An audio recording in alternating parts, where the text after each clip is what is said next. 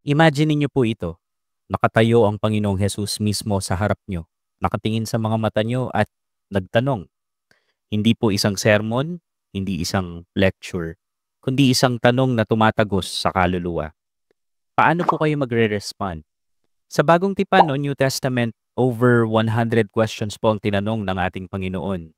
Hindi po sila random questions, kundi mga tanong po ito na nagpapaisip, gumigising sa pananampalataya, at humihikayat na magtiwala sa Kanya.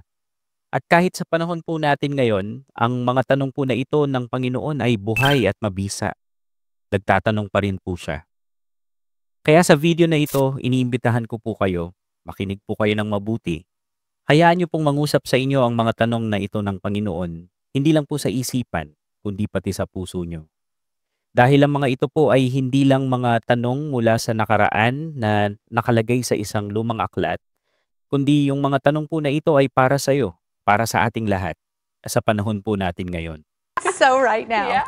Pag-usapan po natin ang 50 sa mga nai-record na tanong ng Panginoon. Ako po si Kuya Jem, and this is Sunday Extended.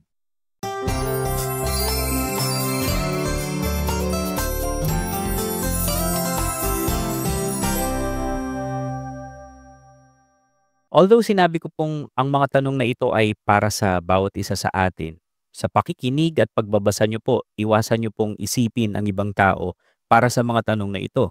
No. That's not for me! Ang mga tanong po ay para sa inyo, hindi po sa taong kinaiinisan nyo, hindi po sa ibang tao. I-focus nyo po sa sarili nyo ang mga tanong na ito. Nakaparaphrase po yung mga tanong na ito pero nakalagay yung mga talatang pinanggalingan kung gusto nyo pong mas pag-aralan ng mabuti yung bawat tanong. Simulan na po natin.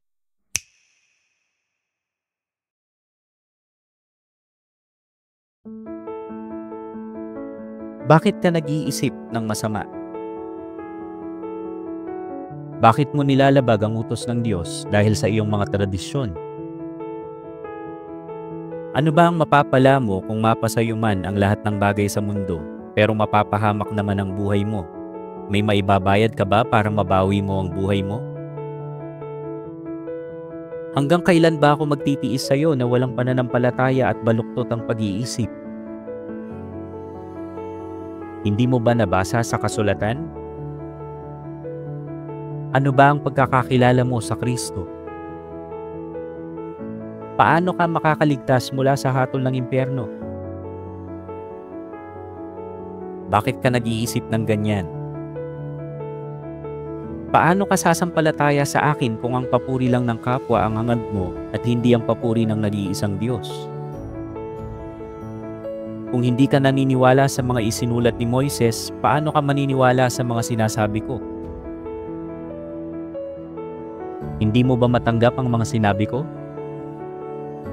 Bakit ayaw mo akong paniwalaan kung katotohanan ang sinasabi ko? Ang sino mang nabubuhay at sumasampalataya sa akin ay hindi mamamatay kailanman. Naniniwala ka ba sa sinabi ko? Sino ang hinahanap mo?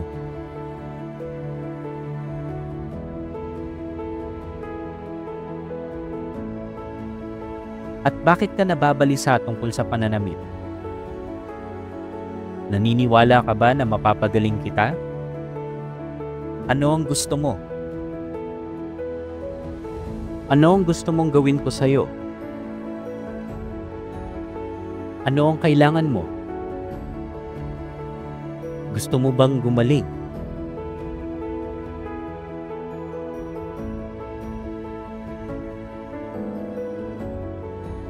Kung ang mga minamahal mo lang ay yung mga nagmamahal sa'yo, anong gantimpala ang aasahan mo?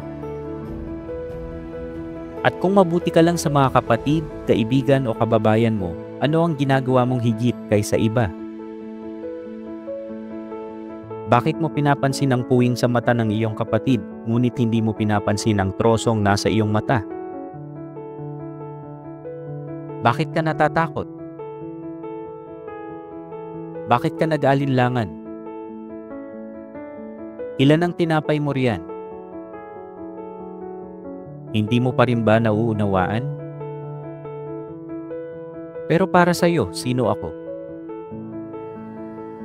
Hindi mo ba alam na pwede akong humingi ng tulong sa aking ama at kaagad niya akong padadalhan ng 12 batalyon ng mga anghel? Dinadala ba ang ilawan upang ilagay sa loob ng takalan o sa ilalim ng higaan? Hindi ba inilalagay ito sa lagayan ng ilawan? Bakit kayo natatakot? Wala pa ba kayong pananampalataya sa akin? Bakit? Hindi mo pa rin ba naiintindihan? Hindi mo ba alam na anumang kainin ng tao ay hindi nakakapagparumi sa kanya? Hindi pa ba ikaw nakakaunawa? Hindi mo ba ito naiintindihan? Matigas pa rin ba ang puso mo? Mabuti ang asin, pero kapag ito ay tumabang, paano pa ito muling aalat? Natutulog ka ba? Hindi ka ba makapagpuyat kahit isang oras lang? Bakit mo ako hinahanap? Bakit mo ako tinatawag na Panginoon, gayong hindi mo naman sinusunod ang mga sinasabi ko? Nasaan ang pananampalataya mo? Mapapahaba mo ba ang buhay mo ng kahit kaunti sa pamamagitan ng pag-aalala? Kaya kung hindi ka mapagkakatiwalaan sa mga kayamanan ng mundong ito, sino ang magtitiwala sa iyo ng tunay na kayamanan? Ang Diyos pa kaya ang hindi magbigay ng katarungan sa mga pinili niya na tumatawag sa Kanya araw at gabi? Ngunit kung ako na anak ng tao ay bumalik na rito sa mundo, may makikita kaya akong mga taong sumasampalataya sa akin? Sino ba ang mas mataas, ang pinaglilingkuran o ang naglilingkod? Siyempre ang pinaglilingkuran, ngunit naglilingkod ako sa inyo kahit na ako ang Panginoon ninyo. Bakit ka natatakot at bakit ka nag-aalinlangan? Anong kinalaman nito sa akin at sa iyo? Hindi pa ito ang aking panahon. Saan tayo makakabili ng pagkain para pakainin ng mga taong ito? Ikaw ba, gusto mo ring itigil ang pagsunod sa akin? Bakit ka umiiyak? Sino ba ang hinahanap mo? Mahal mo ba talaga ako? Kung gusto ko siyang mabuhay hanggang sa pagbalik ko, ano naman sa iyo? Sumunod ka lang sa akin.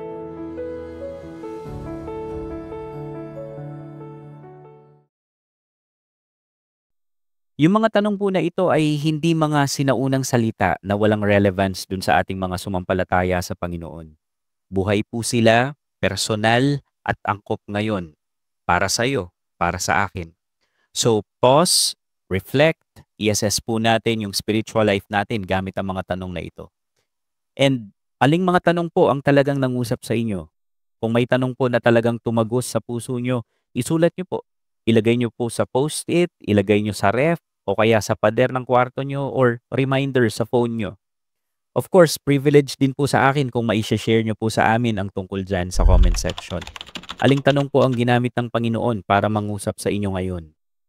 And kung naging blessing po sa inyo ang video na ito, i-share nyo rin po sa iba na nangangailangang marinig ang mga tanong na ito mula sa Panginoon.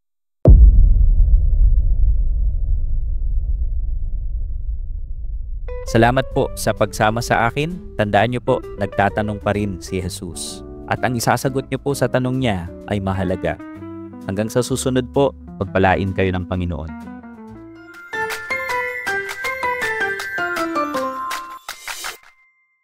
Subscribe for more content.